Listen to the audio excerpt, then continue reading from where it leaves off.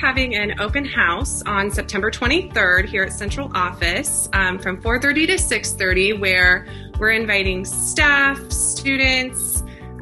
parents, community members to come and take a look at the 2 comprehensive core resources that are being piloted in kindergarten through 3rd grade classrooms right now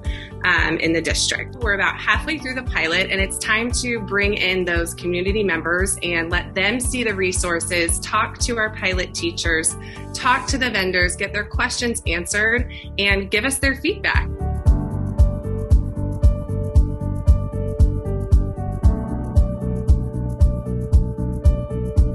Families can look forward to being able to look at teacher materials, student materials. You'll be able to really take a look at everything, the entire year's worth of material, and kind of get a feel for what you think your child might enjoy more for their reading instruction. We really want to make sure that the resource we adapt for our primary students is highly engaging, representative of our community, and